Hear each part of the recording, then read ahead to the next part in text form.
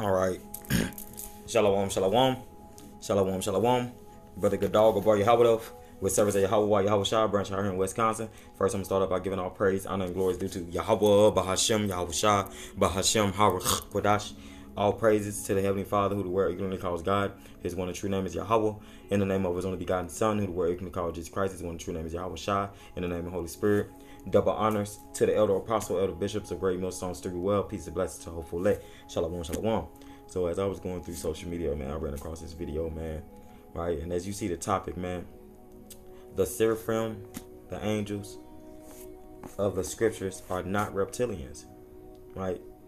And I'm about to debunk that, you know what I'm saying, that they are reptilians. I'm about to debunk that because I seen it on the like the comment board of this bug out dude talking about reptilians mentioned in the Bible, understand the ancient times, all these bug out people, man, on social media, man, right?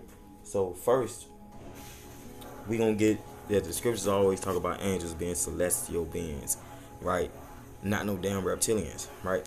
Not no damn snakes, reptiles, right? We see snakes and reptiles. We see the reptiles. Turtles are reptiles. Snakes, crocodiles, lizards. Those are reptiles. They're part of the reptilia kingdom, right? Well, the scriptures don't say nothing about no damn angels being reptiles. So let's listen to this bugged out ass shit, and then I'm gonna get the word in the Hebrew, which people say it means serpent, the Hebrew derivative of seraphim. It means serpent, and that ain't what the hell it means, right? So let's get into this video.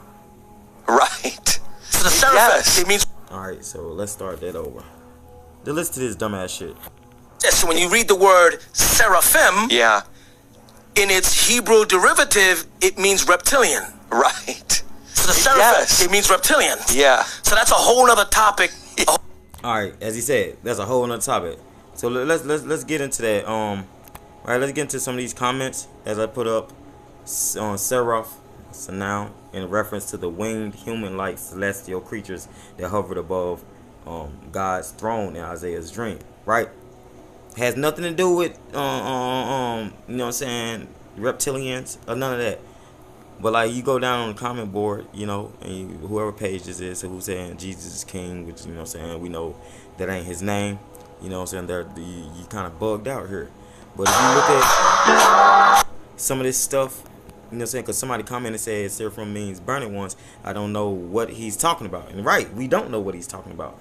Right, then this person went into this wannabe meaning behind it that was just posted in 2016 when there's etymology on the word, on the Hebrew word for the seraphim, right? It's etymology on it. You got encyclopedias that's before 2016 on this word, on these angelic beings, right? So I'm gonna bring that out as well. But if you look at this, it says they got the some weird ass post from February 2016, a couple years ago, right? No conclusion of good evidence at all, right? Then just look at the video.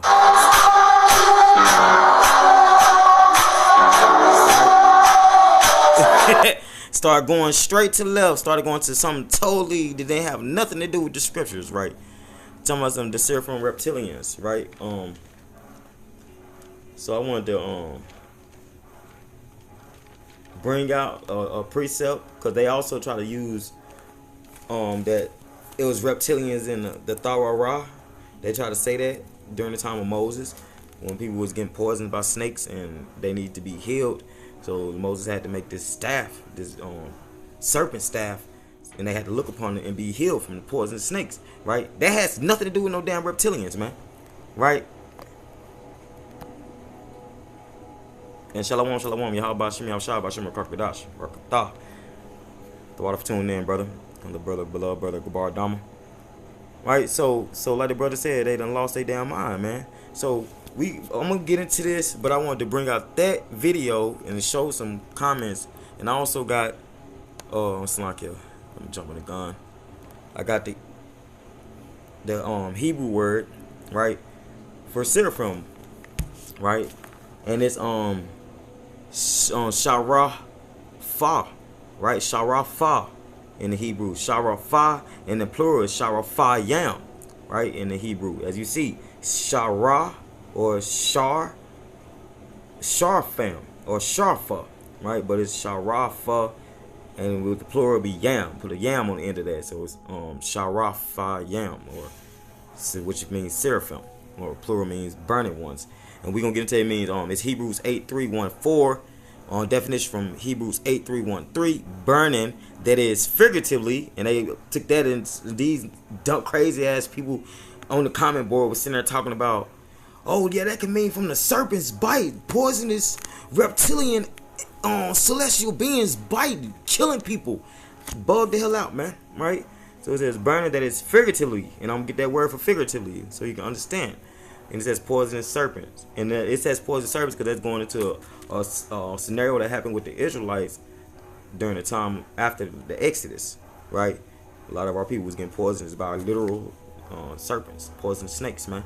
And it was because, if I'm not mistaken, I had to brush my memory up, but it was because they was continuing to be rebellious children. So the Lord did that to them, and they had to get cured through that serpent staff that Moses made, right?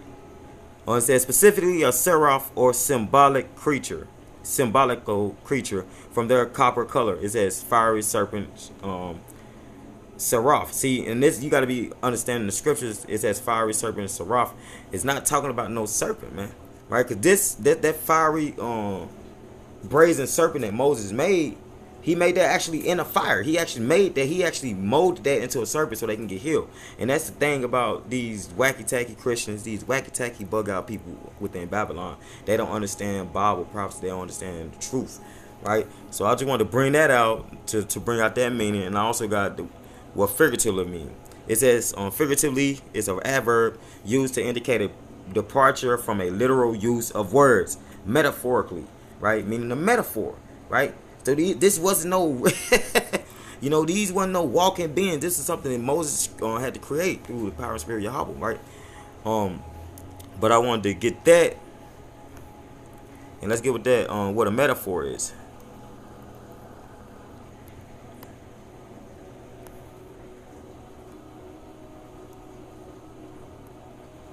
What's it like here?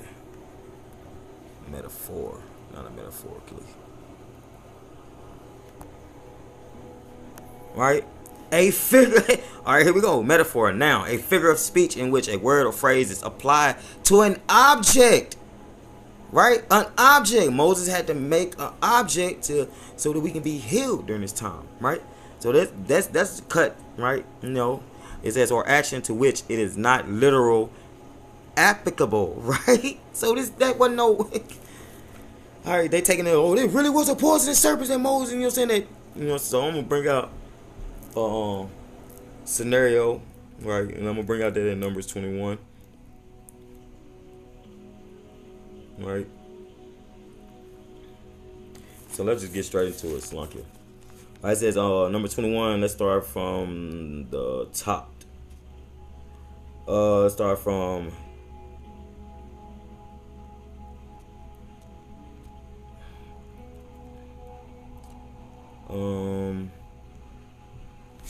let's start from, I guess I'm gonna start from the top. Slunk it.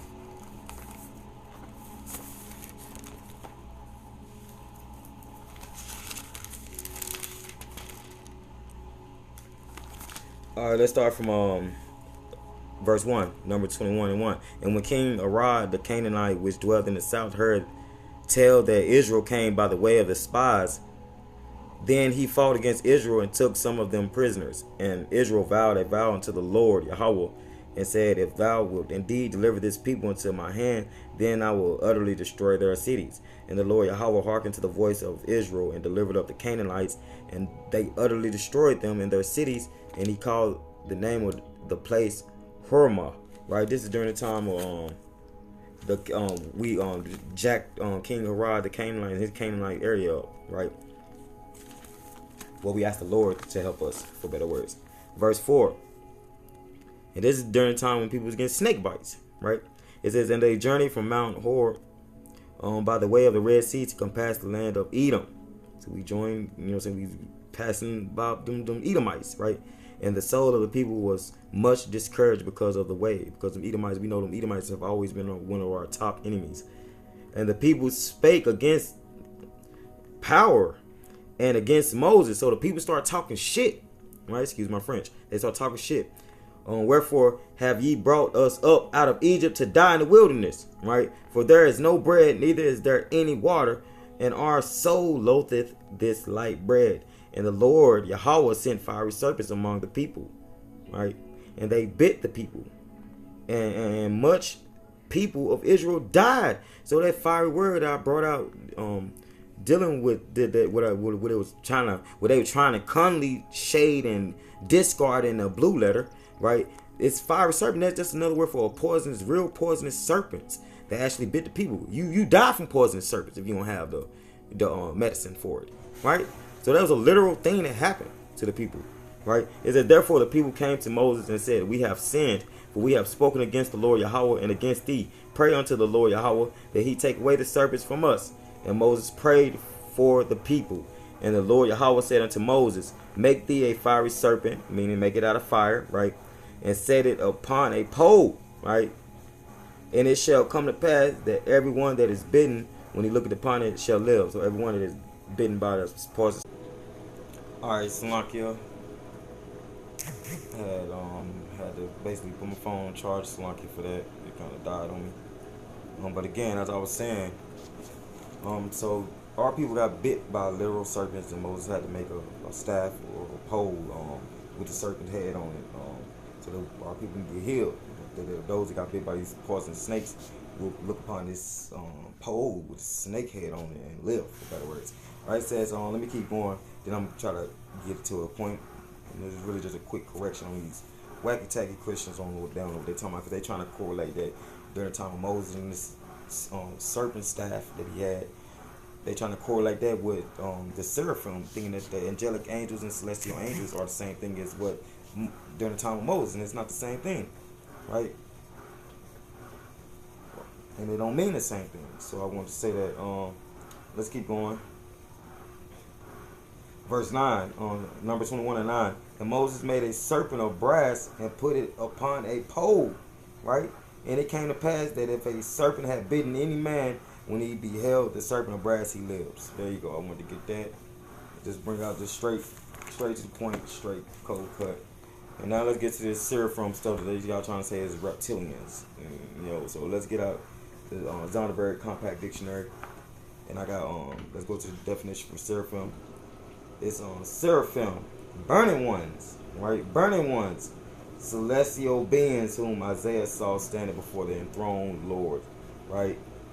So they're celestial beings. They're angelic celestial beings, right? Let's go to Isaiah. Let's get what Isaiah seen. All right. So Seraphim in the Hebrew means burning ones, celestial ones, right? Angelic ones, for better words. Not no damn reptilians. Right, it's what's one?